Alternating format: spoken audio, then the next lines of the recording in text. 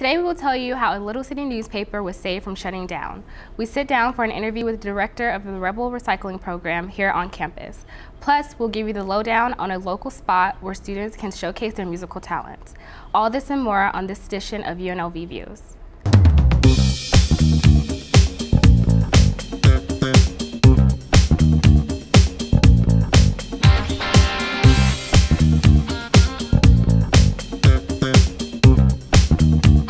Hello Rebels, and thank you for joining us. I'm Brittany Lett, and this is UNLV Views for Monday, November 9th. The NAACP hosted an open forum this weekend that seeks to improve relationships between the Las Vegas law enforcement and the community. Risha Gator takes us behind the scene. The NAACP Las Vegas branch held an open community forum with law enforcement and other officials to talk about ways to protect our youth from the streets, as well as why the minorities in Clark County are the majority in our jails and prisons. Statistics show that 1/3 of minority descent men born in Clark County go to prison. With a county of 2 million people, that averages to over 660,000 members of our community. Representatives from the Juvenile Justice Department, Coroner's Office, City of Henderson and North Las Vegas, the American Civil Liberties Union, church officials, as well as the district attorney were all on hand to receive questions and elaborate on each department's issues related to the minority community and how they are being dealt with. Rod Jett, undersheriff of the Las Vegas Metropolitan Police Department, supported the forum and hopes this can begin to bridge the gap in our community. I was very encouraged by the number of people from the community that came out to engage their police department. I think this is just a starting point. We just can't have meetings and talk about issues in our community that we know are systemic and we've had for a long time. I think this has to be a catalyst for, workshop type meetings where we get down to the real grassroots issues of what causes conflict between communities and police. It's known that an idle mind is the devil's workshop.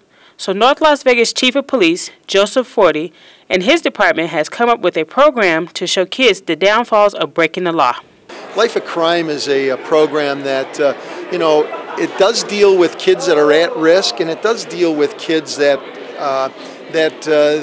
are just good kids, and it's a program set up so that they can understand what happens in life when you make bad choices. These forums are conducted not only to show statistical values about crime on our streets or answer questions, it also puts more trust into our law enforcement when it comes to keeping us safe. From random traffic checkpoints to high-speed chases, they are here to protect what we value the most, our life. With UNLV TV, I'm Risha Gator. In the last few years, print publications all over the country have struggled to stay afloat. Many newspapers are in the red, and others no longer see profit they once did. A Boulder City newspaper publication was recently saved from shutting down. Michael S. Jackson tells us how. Boulder City is one of the few lucky survivors of the media recession affecting the newspaper industry.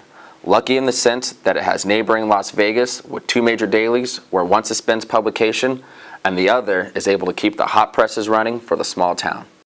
As daily and weekly newspapers continue to disappear day by day, the quaint little town of Boulder City almost became a recent victim of the current media recession, plaguing many small communities across America.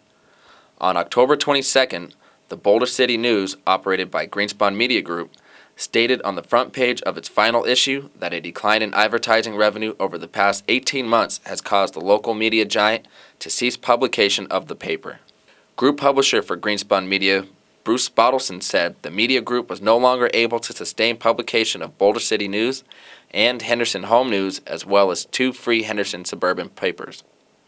The costs of printing and delivery are high proportionate to your revenues these days, to your advertising revenues, and the getting people to pay for paid subscriptions is a real challenge. However, on October 23rd, Stevens Media Group, the parent company for competing Las Vegas Review-Journal, announced they would begin publication of a weekly paper for the town just 20 miles southeast of Las Vegas. The Review-Journal already published a smaller weekly paper called the Boulder City View prior to the announcement. Director of Community Publication for Stevens Media, Jeff Schumacher, wants to assure residents that the Boulder City Review will be up to community standards. Our intention is to provide a full-bodied complete community newspaper in the tradition that the Boulder City News set decades ago. The tradition of a Boulder City newspaper began on April 10, 1940. Both Boulder City and the Hoover Dam were built during the 1930s and the Great Depression. Boulder City Chamber of Commerce CEO Jill Lagan and businesswoman Karen Pelishud both expressed sadness about the loss of the Boulder City News, but have some optimism about the Boulder City Review. It'll be interesting to see how the new Boulder City Review plays out. We have already been contacted and we'll be doing quite a few ads with them, and we'll see how it all works out for the residents here in Boulder. I'm not sure what to think about it. We'll have to see when it comes out. The first issue of the review ran on October 29th without interrupting the flow of a weekly paper for the city.